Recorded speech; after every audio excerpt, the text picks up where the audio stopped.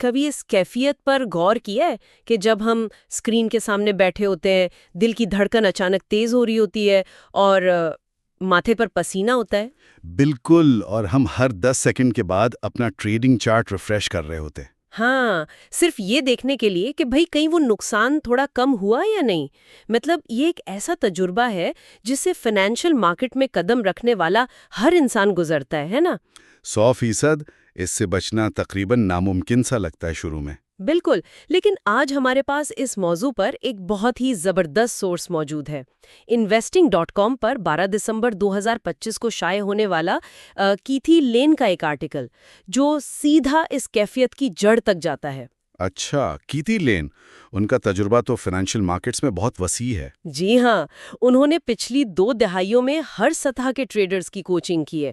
مطلب بالکل نئے سیکھنے والوں سے لے کر وہ جو کروڑوں ڈالر سنبھالنے والے فنڈڈ ٹریڈرز ہوتے نا ان تک. تو ان کا نتیجہ کیا نکلا اتنے سالوں کے مشاہدے کے بعد؟ نتیجہ بہت حیران کن ہے.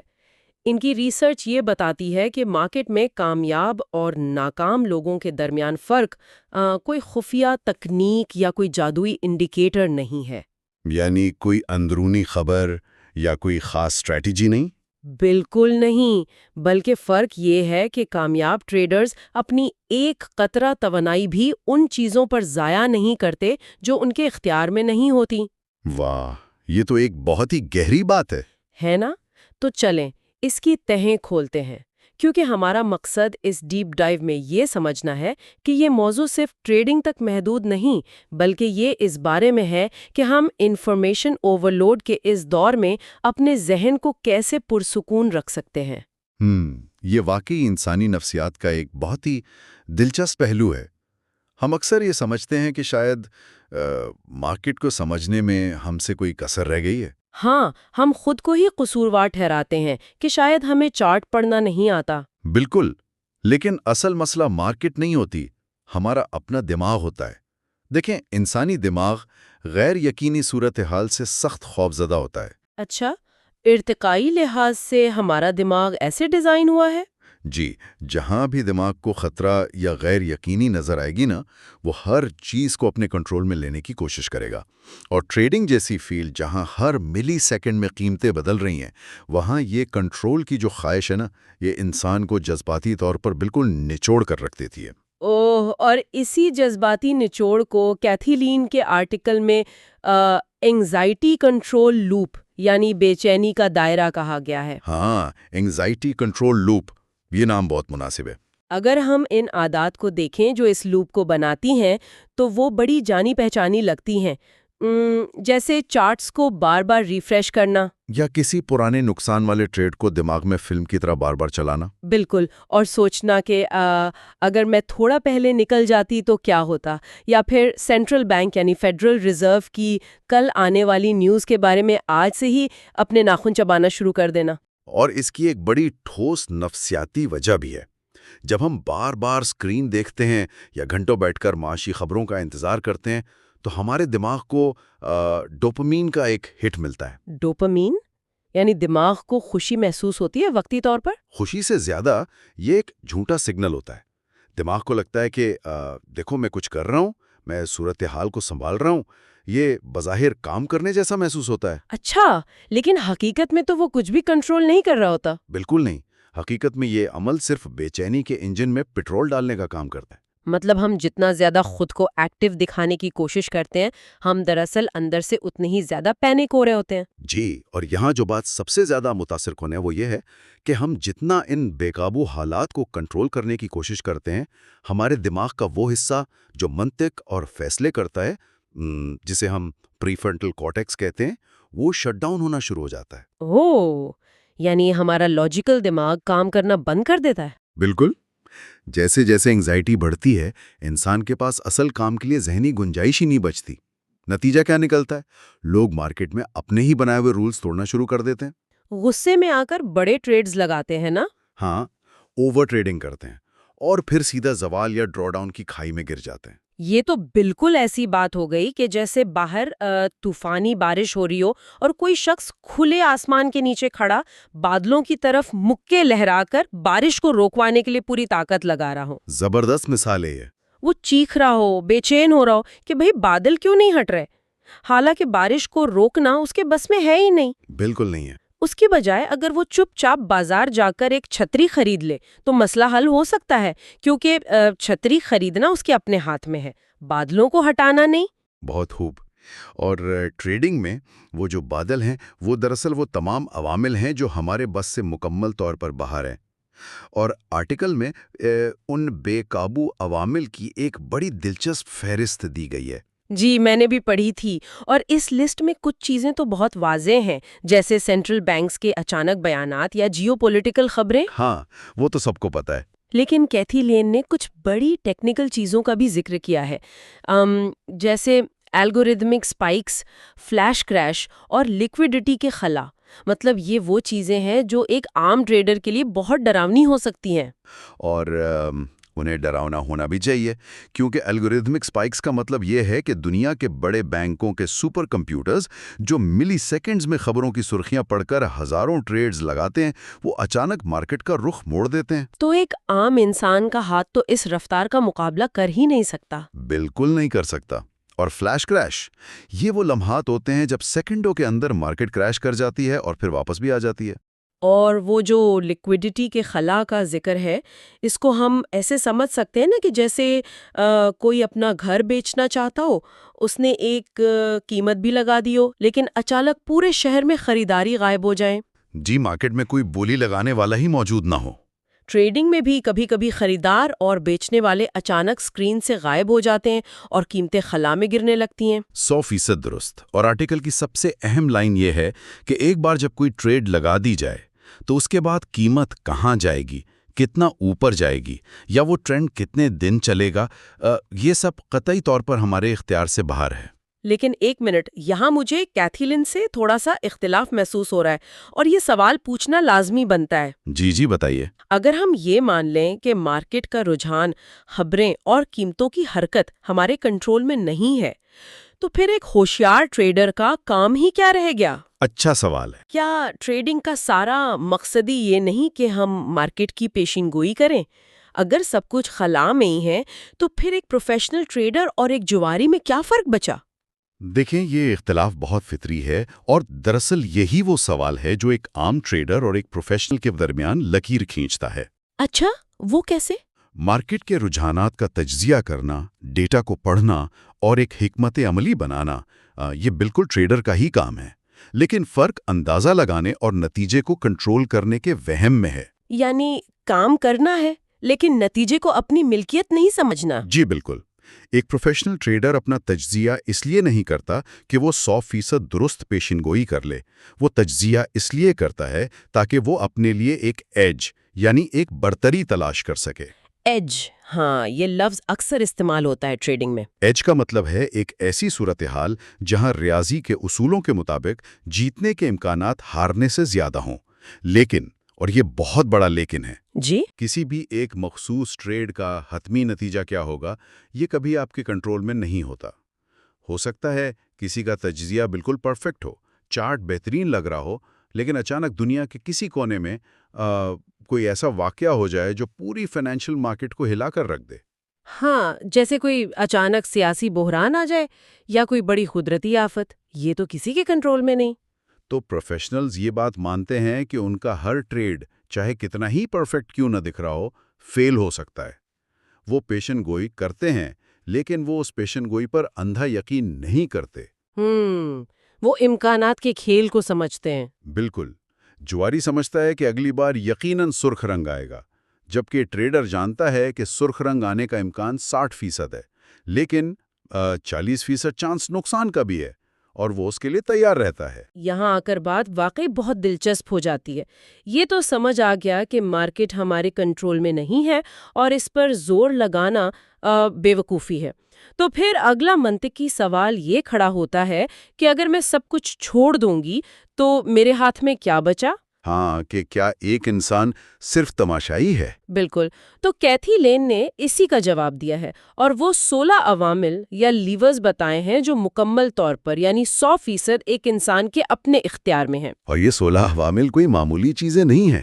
یہ وہ ٹولز ہیں جنہیں استعمال کر کے ہم اس بے قابو سمندر میں اپنی کشتی کو محفوظ رکھ سکتے ہیں. صحیح. تو اگر ہم انہیں حصوں میں تقسیم کریں تو سب سے پہلا اور بنیادی حصہ ہماری حکمت عملی اور رسک مینجمنٹ کا آتا ہے نا؟ ہاں، جیسے آپ کا ٹریڈنگ پلان کیا ہے، یہ تو کوئی دوسرا نہیں بتاتا نا.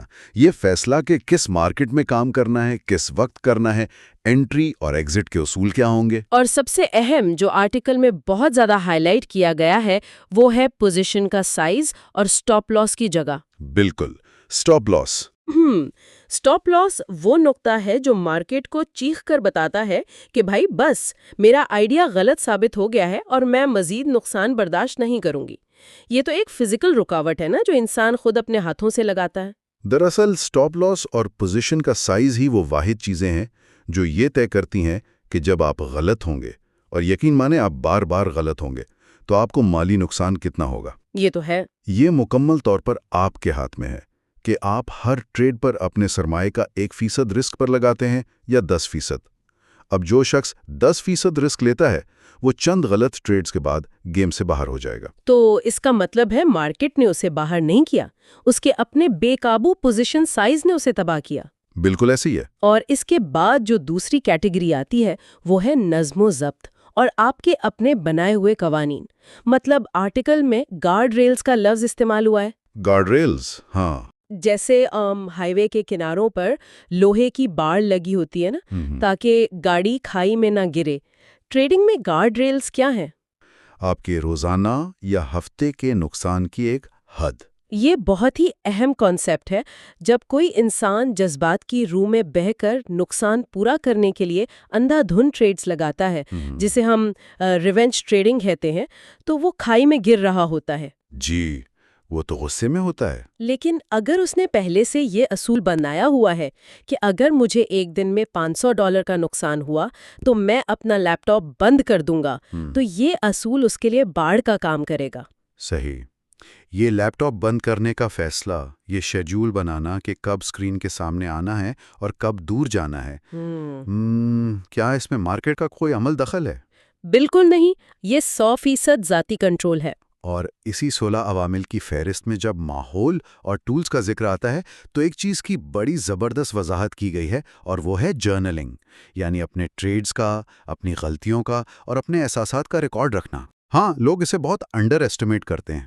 عام طور پر ہم سمجھتے ہیں کہ یہ صرف ایک ڈائری لکھنے جیسا بورنگ کام ہے نا؟ جبکہ نفسیاتی طور پر جرنلنگ ایک بہت طاقتور ہتھیار ہے. میں بتاتا ہوں کیسے.